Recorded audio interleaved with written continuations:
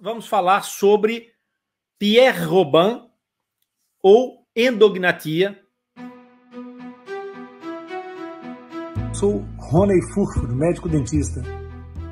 Primeira coisa que eu quero dizer a vocês é que Pierre Robin foi um médico, um pesquisador, que em 1934, portanto, há quase 100 anos, fez a primeira descrição sobre um evento que ele encontrou em alguns pacientes.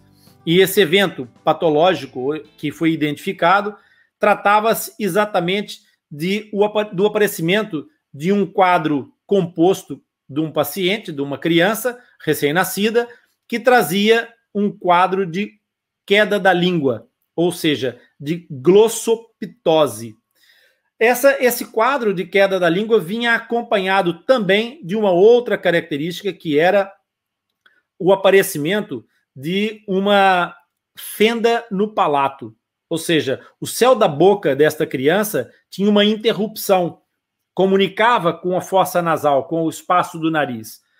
Então, nessa altura, o Pierre Robin descreveu um tratado sobre esse assunto e que ficou ligado ao seu nome esse quadro, esse fenótipo, esse tipo de paciente. E a partir daí começou a chamar e a designar o quadro de Síndrome de Pierre Robin.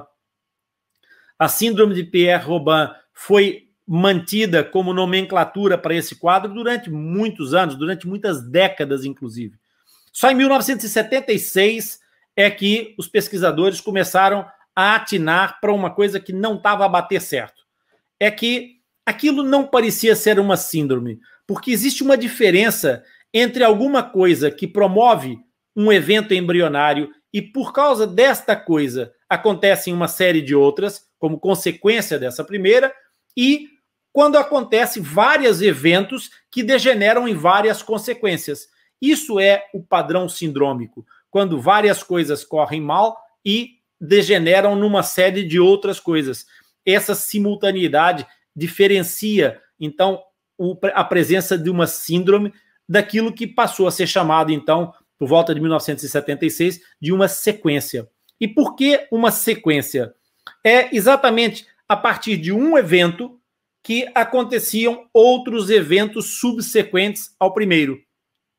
E então, nessa altura, começou-se a chamar a sequência de Pierre Robin àquele quadro que até então estava a ser classificado sempre como síndrome de Pierre Robin.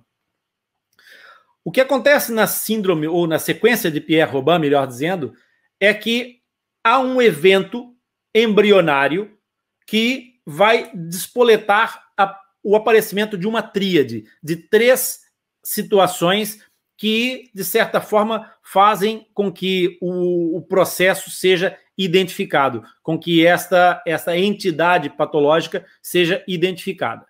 E essa tríade é composta por 3 coisas, naturalmente, que são o quê? A fenda palatina é a primeira condição, a glossoptose, que é a consequência de todo o processo, e ainda por cima a origem, o evento primário, supostamente, que é a micrognatia. Gnatos é queixo, micro é muito pequeno. E é exatamente aqui que acontece o ponto de partida para a tal sequência. Então, vamos recapitular e colocar isso em ordem para fazer um raciocínio organizado. O embrião começa a formar-se no ventre materno e, num determinado momento, a maxila, que é essa parte da nossa face que compreende o lábio superior até a base do olho, portanto, essencialmente para vocês localizarem geograficamente na vossa face, a maxila, esse osso aí, ele é composto por três processos embrionários. Eles desenvolvem-se a partir de um arco branquial, portanto, de uma parte do desenvolvimento ainda embrionário primário, e forma 3 partes. Um segmento lateral de cada lado da maxila e um segmento médio, um segmento que fica no meio. E é ao longo do desenvolvimento que esses 3 segmentos fundem-se e solidificando-se, formam o tal osso íntegro que é a maxila. Acontece que quando a mandíbula começa a se formar, ela forma-se por dois processos laterais e vai se fundir a meio.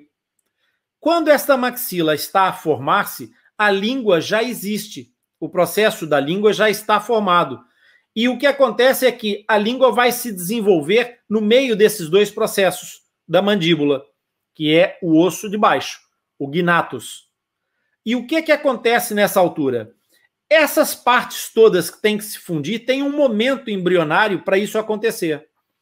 Se a mandíbula não crescer o suficiente, se aqueles arcos branquiais, se aquela parte da formação primária da mandíbula não crescer o suficiente, o que é que vai acontecer? Vai acontecer uma coisa muito simples. A língua não consegue ocupar um espaço mais embaixo, porque está comprimida pela pequena mandíbula que está a formar e que não se desenvolveu.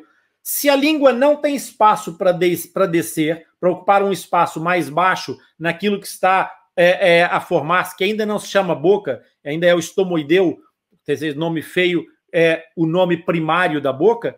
Quando essa situação acontece, se a língua não baixar, o momento em que as partes de cima vão se unir para formar o céu da boca, encontram a língua nesse meio do caminho. Então não conseguem se juntar. E não se juntando, fica então uma fenda aberta, porque depois do momento embrionário em que aquilo deveria acontecer, todo o resto do processo embrionário começa a ter o seu desenvolvimento e não vai acontecer o encerramento das placas palatinas, ou seja, o encontro do céu da boca para formar a integridade do céu da boca. Ora, se a língua não baixou porque a mandíbula não se desenvolveu, então foi esta micrognatia, portanto, o queixo muito pequeno, que promoveu a manutenção alta da posição da língua, que, por sua vez, fez com que isso impedisse a união do céu da boca. Por isso, é uma sequência a partir de um evento que é o fraco desenvolvimento mandibular. Isso é o que compõe, então, a sequência de Pierre Robin. Essa é a tríade que configura esse quadro. E, obviamente, que a sequência de Pierre Robin, enquanto fenda, foi classificada. Ela foi classificada como grupo 3 de espina, ou seja, é uma fenda do palato exclusivamente. Portanto, essas crianças que têm a fenda do palato isolada, que não tem, que tem apenas uma sequência de Robin, não tem qualquer interrupção do lábio.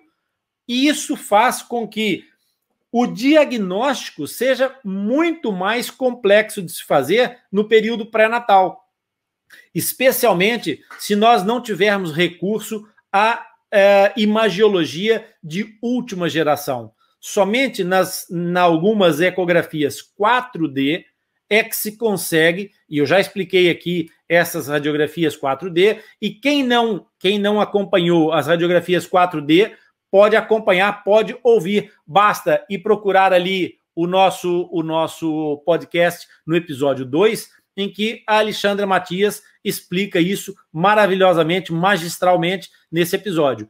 Então, esse diagnóstico da fenda palatina isolada é um diagnóstico complicado de fazer.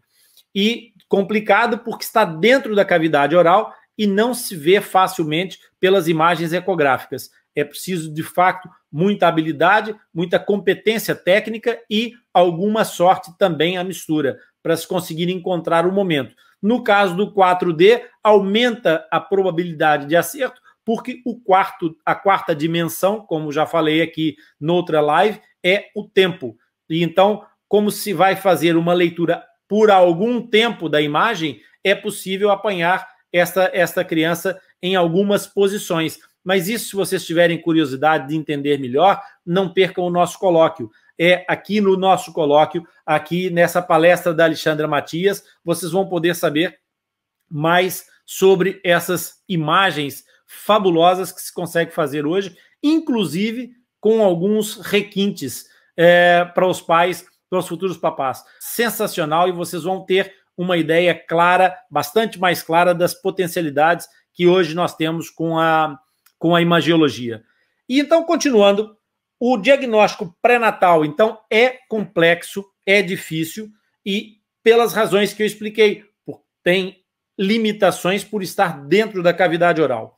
Normalmente, o que é que acontece? O que acaba por acontecer, infelizmente, é que o diagnóstico dos Pierre-Robin acontece, em geral, no pós-natal. É claro que os Pierre-Robin clássicos, aqueles Pierre-Robin que são mesmo endognatas que estão o queixo muito pequenininhos, é possível, mesmo nas ecografias de 2 dimensões, identificar. Pode não se identificar, é a fenda do palato, mas a micrognatia é sugestiva de risco para a fenda do palato. E isso sim consegue se identificar até nas radiografias de 2 dimensões. Portanto, mesmo naquelas ecografias clássicas, aquelas imagens a preto e branco que vocês estão habituados a ver, mesmo nesses casos, a micrognatia consegue se identificar razoavelmente bem por um bom técnico, por uma pessoa que sabe interpretar bem as imagens e recolher boas imagens. No entanto, a maior parte dos pacientes de Pierre-Robin com fenda palatina, a fenda palatina só é diagnosticada depois do nascimento. E então, alguns sinais servem como sinal de alerta, porque mesmo depois do nascimento, pode acontecer dessa fenda estar oculta. Essa fenda pode não ser visível. Essa fenda pode ter várias formas e algumas delas são cruelmente subreptícias, como, por exemplo, a fenda submucosa, em que há integridade, e eu já falei aqui numa das nossas lives sobre essas questões das fendas submucosas, que tendo a presença da interrupção do feixe muscular, não apresenta a interrupção do tecido. Então, quando o médico olha, quando a mãe olha, a sensação que tem é de integridade, mas na realidade nós estamos presentes perante uma fenda. Então, o que é que nos pode servir de alerta no caso de uma criança recém-nascida para nós começarmos a suspeitar de uma fenda palatina numa criança que tenha uma micrognatia, ou seja, que tenha o queixo muito pequenininho? E aqui cabe um parênteses importantíssimo. Queixo pequeno tem todos os bebês quando nascem. E a explicação para isso é extremamente simples.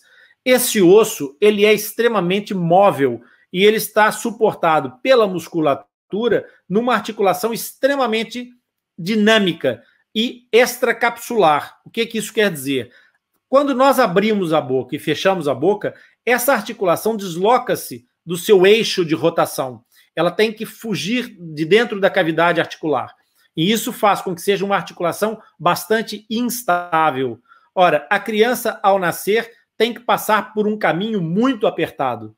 E a natureza tratou de pensar nessa questão. E então, o desenvolvimento pré-natal da mandíbula é sempre menor, exatamente para quê? Para que aquela massa, para aquele maciço mandibular não estar demasiado sujeito, susceptível à passagem no canal, podendo sofrer uma luxação, um deslocamento durante a fase do parto. Por isso é que nós nascemos todos com uma mandíbula pequena, mas proporcional dentro daquilo que é o normal, o padrão normal de desenvolvimento.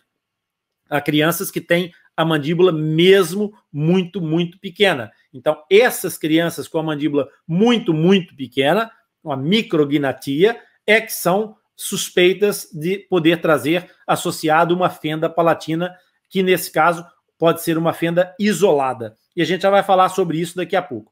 E quais é que são esses sinais que a gente pode perceber?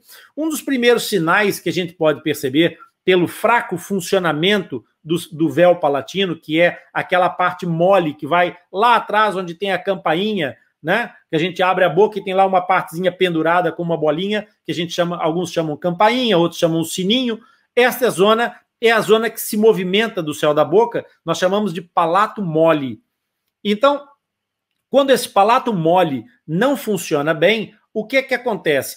Nós temos dificuldade em fazer a gestão do fluxo de ar à saída e da entrada dos alimentos para o tubo digestivo. Nós temos dificuldade de controlar o processo. E aí o que é que acontece? É normal que nos casos de fenda palatina, seja completa, incompleta ou submucosa ou oculta, portanto, que essa criança tenha dificuldade na amamentação, porque pela tal dificuldade de movimentar o véu palatino, essa criança vai ter dificuldade em criar uma coisa chamada pressão oral negativa. O que é a pressão oral negativa? É criar vácuo dentro da boca. E ela não consegue criar vácuo, por quê? Porque como o palato lá atrás não funciona bem, como o véu palatino não funciona bem, ele não consegue encostar na parede posterior da orofaringe, portanto, na parte de trás lá da garganta, fazendo com que a cavidade oral se transforme numa zona de pressão. E, nesse caso, de pressão negativa, porque vai fazer uma despressurização que faz com que o alimento, no caso o leite do bebê, vá para o tubo digestivo. Aí o que é que acontece? Quando os movimentos peristálticos começam a querer levar o leite para baixo, essa zona do palato não estando controlada, algum desse leite, quando chega na parte posterior da boca, perde-se no caminho e acaba por voltar e sair pelo nariz. Então, quando a criança tem todas as estruturas muito bem, mas tem dificuldade em amamentar e, às vezes, começa a colocar leitinho pelo nariz, nós podemos já começar a nos preocupar, especialmente se ela tiver um queixo muito pequenininho. Esses são os primeiros sinais. Os segundos sinais vêm em consequência desses. Ora, o que acontece é que se aquele véu palatino é pouco competente, o que é que poderá acontecer? Poderá acontecer uma coisa extremamente complicada de gerir para a criança, que é a passagem entre a respiração e a deglutição. E então o que vai acontecer é que o leite que ficou pelo meio do caminho, que não foi devidamente mandado para baixo, vai acabar por permanecer naquela orofaringe mais tempo do que deveria, ao ponto da criança voltar o processo de respiração. Porque respiração e deglutição não acontecem simultaneamente, acontecem alternadamente. Então, quando essa criança alterna o processo de deglutição e ainda está com o processo de deglutição em curso, porque ficou ali resíduos do alimento, resíduos do leite, e entra no processo respiratório, o que é que vai acontecer? O óbvio, o leite vai para onde não devia. E ao aproximar-se da entrada de ar, nós vamos ter aquilo que é o nosso reflexo defensivo, e a criança pode engasgar-se. E ao engasgar-se, ela vai poder expelir esse leite que estava a entrar para onde não devia, com uma tosse bastante agressiva, e provavelmente conseguirá limpar quase tudo. Porque se não limpar, vem outras consequências que eu já vou falar daqui a pouco. Mas, basicamente, os engasgos, então, a dificuldade na amamentação, o leite a sair pelo nariz, são alguns dos sinais importantes para começarmos a ter atenção se aquela criança que nasceu com o queixo pequenininho possa ter uma fenda oculta. Se ela tiver já a fenda aberta, visível, então, encantados da vida, porque já vamos ter um diagnóstico. E aquilo que eu costumo dizer sempre, e é uma das máximas que eu adoto sempre, e é importante que vocês tenham essa noção, é que aquilo que mata mais é a ignorância, não é a doença. Ser ignorante da doença é muito mais perigoso do que estar doente. Porque quando nós temos consciência, quando estamos cientes da doença, nós temos a capacidade de nos tratar e evitamos problemas de maior monta, ok? Então, nessas situações dos tais sinais à nascença que nós podemos suspeitar da presença de uma fenda palatina oculta, juntando a essas que eu citei, uma outra, que são as apneias. Essa criança, muitas vezes, começa a fazer uma situação de adormecimento e, durante o adormecimento, ela tem uma glossoptose. O que é glossoptose, que eu falei da tríade aqui a pouco? É a língua sofre uma queda posterior. E todas as vezes que a parede posterior da orofaringe ou nasofaringe recebe um contato, o estímulo significa para o nosso cérebro deglutição. É porque quando o véu palatino vai se encostar lá atrás, que há a cessação do reflexo respiratório, para que haja a abertura da via alimentar, da via do tubo digestivo, e então não haja confusão de passagens do ar. Então, fecha a via respiratória lá em cima, no véu palatino, fecha a via na epiglote e fica aberto o tubo digestivo. No caso, em concreto, quando a criança sofre glossoptose, parte da tríade, lembram? Fenda palatina, glossoptose e micrognatia, ok? A tríade que determina a sequência de Robin. Então, quando acontece a glossoptose, o que vai acontecer, especialmente durante o sono, é que esta criança vai ter um estímulo na parede posterior que não é do véu palatino. É a língua que está a recostar-se sobre aquela zona posterior da orofaringe. E então vai haver a cessação do reflexo respiratório. A criança vai entrar em apneia. E as apneias têm algumas questões que são importantes. Então, quando nós notamos uma criança a fazer apneias, uma criança recém-nascida a fazer momentos de interrupção respiratória, apneia é interrupção respiratória, quando nós notamos a criança fazer isso, temos aqui que começar a juntar todas essas partes desse quebra-cabeça, desse puzzle, para perceber, então, o que é que está a acontecer de fato. E o que é que está a acontecer de fato? Nós estamos provavelmente em presença de uma criança que é portadora de uma sequência de Pierre-Robin, tenha ela a fenda aberta ou não tenha a fenda aberta. Mas, para que vocês tenham a noção, 70% dos casos de fenda palatina isolada, da fenda palatina de Robin, ela é completa, ela vai completamente até a zona do foramen incisivo.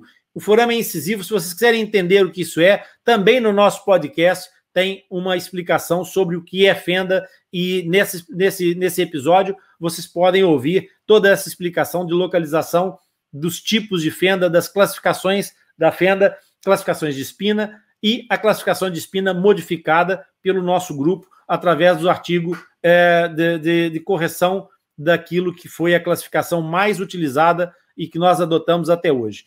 Mas então, eu vou pôr vocês aqui um pouquinho em stand-by com a informação dessa situação para explicar aqui exatamente o que. Nós temos, no caso em concreto da fenda palatina, pelo menos uma sequência de tipos de fenda. E não vou entrar aqui muito no mérito da situação para explicar isso, mas vou vos dizer apenas que fenda completa é quando a fenda atinge o foramen incisivo. E fenda incompleta é quando não atinge o foramen incisivo. Seja ela da parte externa do lábio e do palato anterior, seja ela do palato posterior para frente. Ok? Fecho parênteses, vamos continuar. Então, como eu estava a dizer, 70% das fendas têm forma de U. Das fendas de Pierre-Robin tem uma forma de U, ou seja, ela é completamente aberta, não há nada no palato, não há nada do céu da boca. Só 30% das fendas de Pierre-Robin é que tem a forma de um V, são fendas mais estreitas, e essas podem ser incompletas ou até podem ser fendas ocultas, mas é uma minoria. Então, quando nós falamos em presença de fendas do grupo 3, fendas palatinas, nós estamos a falar de uma parte das fendas, da prevalência de fenda palatina, fenda lábio-alvéolo palatina. O que significa que se a razão de proporção de nascimento já é de 1 para 650 nascimentos para aparecer uma fenda de qualquer tipo, significa que as sequências de Pierre-Robin ainda são menos frequentes. Então, nós podemos dar aqui já como uma ideia de que as fendas palatinas isoladas não são de alta prevalência, são consideradas já dentro dos grupos das doenças pouco frequentes, alguns autores até classificam como raras, ok? Então, se for, de fato, uma fenda isolada, a sequência de Pierre-Robin trouxer uma fenda isolada, nós vamos chamar, então, de sequência de Robin isolada. Mas e então não existe síndrome de Pierre-Robin? Na verdade, existem associações. Existem alguns autores que consideram síndrome de Pierre-Robin quando há uma associação de características e de outros síndromes, porque a sequência de Robin aparece dentro de outras síndromes. E então é um dos elementos das síndromes, é a sequência de Robin. Então nós podemos falar nessa síndrome de Robin dentro dessa perspectiva de que dentro das síndromes nós temos alguns síndromes que podem trazer uma sequência de Robin. Eu lembro, por exemplo, da Stickler, da velocardiofacial, da óculo-aurículo digital, da óculo-aurículo vertebral, peço desculpa, da Moebius, Treacher-Collins, por exemplo. Portanto, há aqui alguns síndromes que podem trazer essa associação de Robin para dentro da sua amplitude de afetação. Eu aconselho vivamente que vocês vão ouvir o nosso episódio de genética. Eu vou deixar aqui depois um card para vocês fazerem a ligação para o nosso episódio do podcast sobre genética. E há 2 episódios de genética no nosso podcast. O primeiro já foi publicado, é O Estado da Arte, com o Dr. Miguel Leão, que é um episódio fabuloso, é o episódio número 9 do nosso podcast. Eu aconselho vivamente que vocês que se interessam por esse tema ouçam esse podcast. E depois, além desse episódio, também sugiro que vocês, aguardando um pouco mais, também ouçam o episódio seguinte sobre os síndromes que vão aparecer as fendas lábio-palatinas. Bom, então agora deixem-me falar com vocês sobre os cuidados a ter e os riscos que nós estamos aqui em presença quando falamos de um síndrome ou de uma sequência de Pierre-Robin. Nesse caso, mais concreto das sequências. Primeiro, vamos falar dos cuidados. Nos cuidados, o primeiro cuidado e o mais importante, eventualmente, será exatamente no momento neonatal com a amamentação. A amamentação do Robins deve ser feita sob orientação técnica. É muito importante o acompanhamento das mães para que essa amamentação, ou se consiga fazer no peito materno de uma forma natural, ou que seja muito bem orientada, porque há vários recursos para se conseguir que essa criança portadora da sequência de Robin e que tenha a fenda do palato possa se alimentar corretamente. Ô, Rony, mas se tiver o céu da boca todo aberto, a criança consegue amamentar? Consegue se alimentar? Claro que consegue. Ela não só consegue alimentar, como muitas vezes consegue amamentar no peito materno. É uma questão de paciência, porque obviamente não é tão fácil nem tão simples quanto se a criança tiver as estruturas todas íntegras, mas é perfeitamente possível, é perfeitamente viável que isso aconteça. Tudo dependerá do acompanhamento que esta grávida tiver para fazer essa amamentação. Então, dos recursos que podem ser utilizados, eu vou falar de 3 aqui para poder abreviar um pouco a nossa apresentação, mas o primeiro cuidado é com a posição. Nós devemos respeitar a lei da gravidade. Se a criança não tem capacidade de criar pressão intraoral e de guiar o leite para o lugar certo, então temos que contar com a lei da gravidade fazer esse trabalho. Por isso, a posição de amamentação dessa criança pode ser um fator muito importante e diferencial no sucesso ou no insucesso da amamentação. Lembrando que a pressão intraoral não é indispensável, ela facilita, mas não é indispensável para a libertação do leite no peito materno. A libertação do leite pelos lactóforos acontece quando a criança estimula os lactóforos a partir do quê? Do movimento de propulsão ou de avanço da mandíbula sob o peito materno e que depois puxa essa parte da mama da mãe na direção para si próprios, para o bebê, fazendo com que os lactóforos libertem o leite da mama da mãe. E então, esse movimento de vai e vem da mandíbula, além de funcionar independentemente de ter ou não ter integridade do céu da boca, tem uma outra questão muito importante, especialmente nas crianças de Robin. Então, mais uma vez, eu volto aqui a chamar a atenção da importância da orientação técnica. E por quê? Porque é fundamental para uma criança de Pierre Robin crescer a mandíbula no pós-parto, fazer com que haja um estímulo de crescimento dessa mandíbula para que ela recupere não só aquilo que teria que recuperar como qualquer bebê, porque todos os bebês têm a mandíbula pequena, mas recuperar também o que ela não teve do desenvolvimento pré-natal da sua mandíbula. Então, ela tem 2 caminhos para percorrer.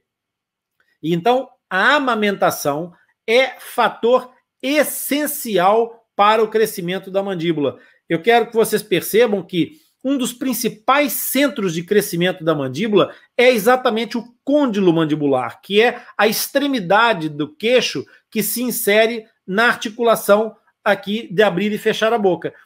Essa articulação é o principal centro de crescimento mandibular. E quando a criança avança a mandíbula, propulsiona a mandíbula por baixo do peito materno e puxa o peito materno para si com a mandíbula, ao fazer esse movimento de ordenha, ela está ao mesmo tempo a fazer o quê? Ela vai fazer com que o peito materno liberte os lactóforos, liberte o leite e o leite caia na cavidade oral da criança. Okay? Se a criança faz o avanço da mandíbula e puxa para si, vai libertar o leite e o leite vai cair na cavidade oral. Nessa altura, foi aquilo que eu disse, é importante que a posição esteja correta para que nós contemos não com a pressão intraoral para deglutição, mas contemos com quem? Com a lei da gravidade para levar o leite na direção certa e não voltar pelo nariz ou, eventualmente, andar ali à espera para ser aspirado de uma forma que não deveria e sofrer, então, o engasgo. No caso das crianças com essa endognatia muito marcada, nós vamos ter também o problema da língua pouco funcional. E aí, nesses casos, poderá acontecer o quê? A criança ter dificuldade tanto em fazer a propulsão da mandíbula, quanto fazer o trabalho da língua. E, ao mesmo tempo, ter essa hipotonia do músculo lingual, que vai fazer com que essa criança tenha dificuldade em alimentar-se pelo peito materno. E aí, qual é o outro recurso que poderá ser lançado? Aqui, os recursos vão surgindo exatamente assim. Nós vamos, primeiro, pelos pontos mais essenciais. Se esse estímulo do crescimento mandibular não puder ser aproveitado e estimulado com a amamentação no peito, não é demasiado grave, mas porque o essencial é que a criança amamente, que a criança tenha nutrientes suficientes, até porque nesse primeiro ano ela tem que desenvolver e ganhar peso e ganhar consistência de saúde e ponderal suficiente para fazer a sua intervenção, que a gente vai falar daqui a pouco, de correção dessa fenda. Então, o que é que nós podemos usar como recurso? Eu vou dar aqui, eu gosto muito das tríades, e eu vou dar aqui 3 indicações, 3 exemplos, que não são os únicos, mas são 3 sugestões que podem ser alguns recursos que nós podemos lançar mão para fazer com que essa criança possa amamentar, possa se alimentar convenientemente. O primeiro deles é a sonda nasogástrica. Colocar uma sonda e o bebê ser alimentado por uma sonda. Então, o alimento vai parar ao estômago do bebê através de um tubo de alimentação. E isso vai compensar a dificuldade dessa criança. Mas atenção, mães, atenção, mães. Quando essa criança não consegue amamentar no peito e vai usar uma sonda, isso não exime a necessidade de fazer o exercício da amamentação no peito materno. Mesmo assim, a mãe deve tentar manter o exercício. Por quê? Por aquilo que eu expliquei antes, que é o exercício mecânico que a criança faz para tentar estimular para ir e vir o queixo para poder fazer o estímulo de crescimento mandibular. Segundo recurso que eu posso dar como sugestão, depois da sonda, é o uso de biberões adaptados. Existem vários tipos de biberões ou de mamadeiras, conforme for o país onde estiver a ver o vídeo. Portanto, existem várias formas de fazer a entrega desse leite e alguma poderá eventualmente ser a mais adequada. Como é que se vai descobrir isso? Por tentativas, sob orientação profissional, mais uma vez, vai procurar aquela que se adapta melhor à criança. E a terceira sugestão que eu posso dar é a alimentação através de uma colher. É levar com uma colher o leitinho à boca desse bebê para que ele faça a deglutição. Rony, mas e aí quando a criança começa a atrapalhar-se muito, a engasgar-se muito?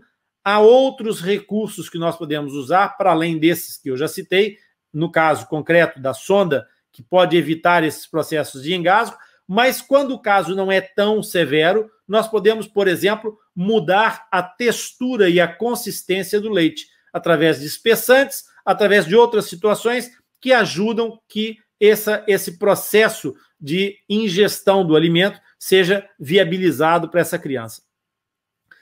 Outra questão que nós podemos considerar, para além da amamentação, para além da alimentação, no campo dos cuidados a ter com as sequências de Robin, é o quê? A posição de dormir.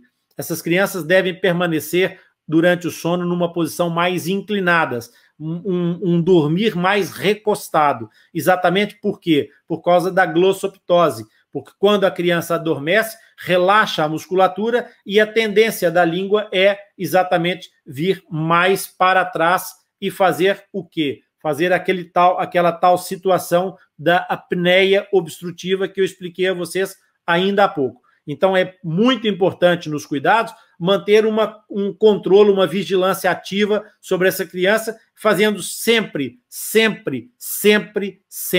controle sob orientação médica multidisciplinar. É essencial que as mães de crianças portadoras de fenda labiopalatina sejam acompanhadas sempre por uma equipe multidisciplinar e que tenha orientação profissional para evitar azares, para evitar situações de riscos. E quando nós falamos, então, de riscos, vamos aqui falar de alguns desses riscos. Quais é que são?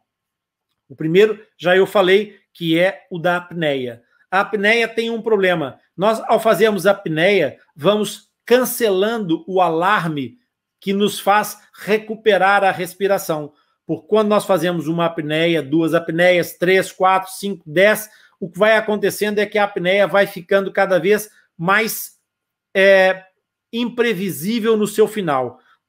Nós temos um sinal de alerta no nosso sistema defensivo que nos faz recuperar a respiração quando os níveis de oxigênio chegam em determinados limites. Mas quando nós repetimos a apneia muitas vezes, esse limite, esse alarme vai ficando cada vez mais distante e ele pode ficar distante demais e provocar, então, aquilo que seria uma morte por asfixia, por sufocamento, porque simplesmente a pessoa adormeceu os sistemas todos e não acordou a tempo de voltar a fazer a recuperação do fôlego.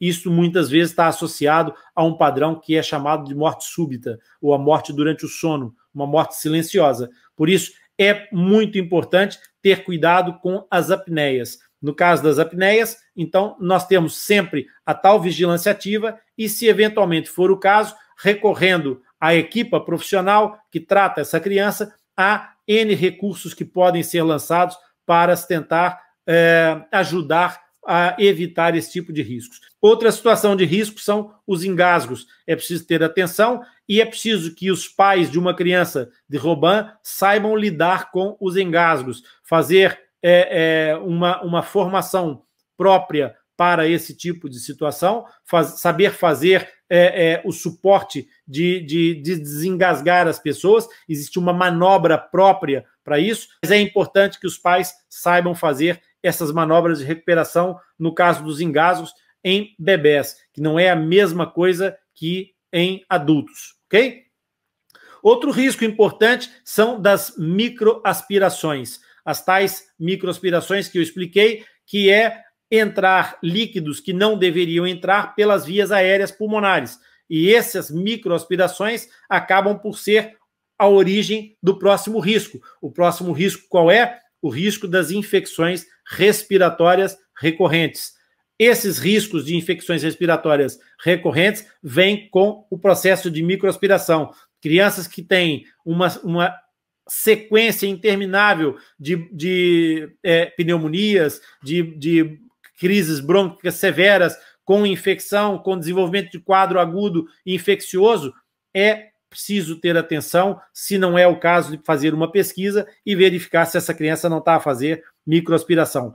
Para não dizerem que não falei das flores de todo, sobre tratamentos, há uma série de situações que nós poderíamos aqui desenvolver. Eu quero só deixar para vocês aqui uma ideia mais ou menos ampla e geral, que o primeiro passo do tratamento de uma sequência de Pierre-Robin, de uma fenda palatina isolada, é o passo cirúrgico, em termos terapêuticos, em termos de tratamento efetivo, que é o processo da palatoplastia.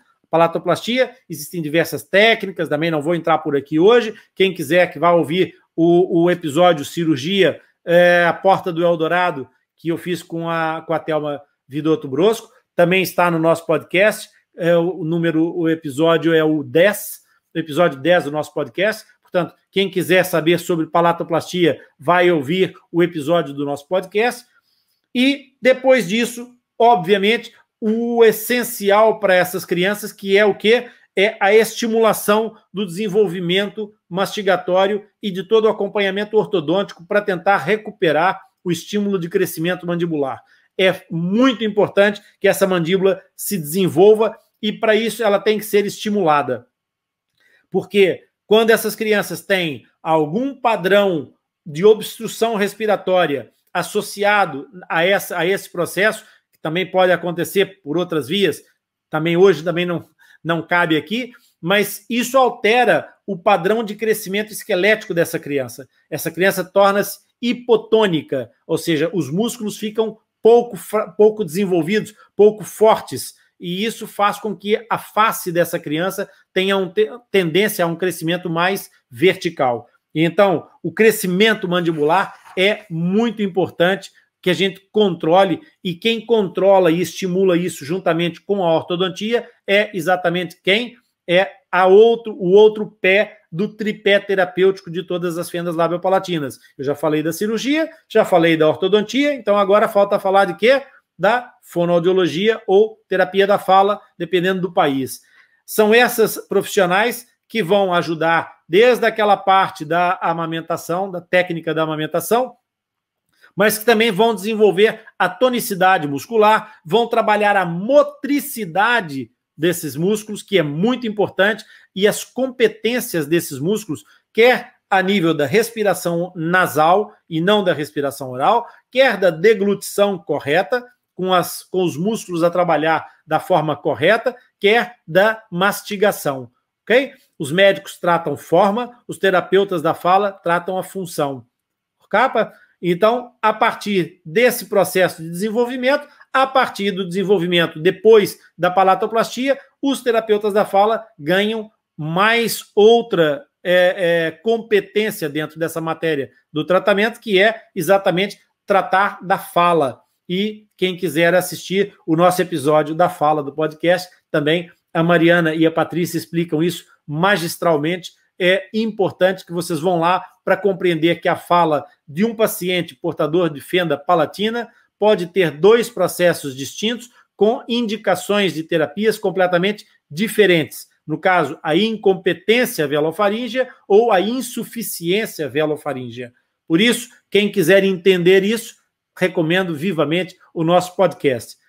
E, obviamente, que, voltando à ortodontia, nós ainda temos mais alguns recursos para ajudar essas crianças no seu desenvolvimento. Por exemplo, com a estimulação de toda a zona posterior através de uma prótese obturadora do palato, que vai fazer com que aqueles músculos que estavam ali sem perceber muito bem como é que devem trabalhar, ao serem colocados em função com essa prótese acabam por sofrer algum estímulo e desenvolver-se. Mas também pode ser útil o recurso a uma intervenção cirúrgica diferenciada, que pode trazer um aumento do véu palatino, que foi recuperado na primeira palatoplastia, pode ser uma outra técnica cirúrgica que vá recuperar alguma da movimentação muscular, tenha mais capacidade de estimulação muscular. Portanto, há aqui uma sequência quase muito grande, vamos dizer assim, muito grande, não é interminável, mas é muito grande, de recursos terapêuticos que nós podemos lançar a mão. Nos casos muito graves de endognatia, que não são recuperáveis, porque eu quero que vocês tenham a perfeita noção de que o prognóstico dos Robin, que não são sindrômicos, é bastante bom ou muito bom. Nós conseguimos, através da restabelecimento da função, produzir excelente recuperação do crescimento mandibular e muitas vezes conseguimos remediar aquele atraso do crescimento da micrognatia que provocou essa tal sequência. Nos casos em que essa situação é demasiado grave, que é muito extensa e que a glossoptose coloca em risco a criança, em risco de vida, nós podemos criar espaço aéreo posterior, fazendo o avanço esquelético dessa mandíbula um pouco, diria, com alguma liberdade de metafórica aqui, fazendo um avanço à força, um crescimento à força dessa mandíbula. Como é que se chama esse crescimento? Esse crescimento chama-se um processo cirúrgico de osteodistração, ou seja, o osso é fixado numa zona anterior e numa zona posterior, e a meio tem um parafuso expansor que vai fazer com que esse osso cresça por estiramento, por crescimento, e assim faz um avanço dessa mandíbula, criando mais espaço para toda aquela estrutura mole da língua, de todos os músculos aqui que estão envolvidos no processo da língua, do ióideos, supraioideus e etc., para criar espaço lá atrás para a passagem do ar e controlar melhor essa situação da cadeia respiratória. Por isso, o prognóstico de Pierre Robin é relativo, dependerá sempre, obviamente, de que dependerá da quantidade de problemas que haja, ou seja, da gravidade do processo.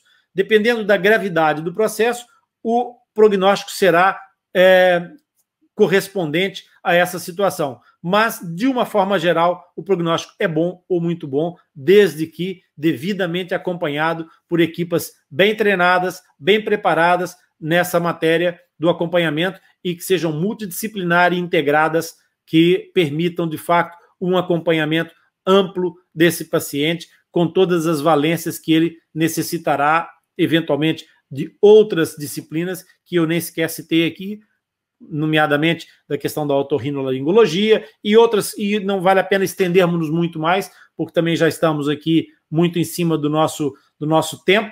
Por isso, eu espero que isso tenha servido de orientação para vocês, mães que têm filhos portadores de sequência de Robin ou mesmo de síndromes com associações em que a sequência de Robin esteja inserida lá dentro. Espero ter ajudado e contribuído com esse conteúdo. Fiquem ligados, não percam. Até breve. Muito obrigado pelos que venham assistir o vídeo. A todos vocês, bem-haja. E obrigado. Até a próxima, pessoal.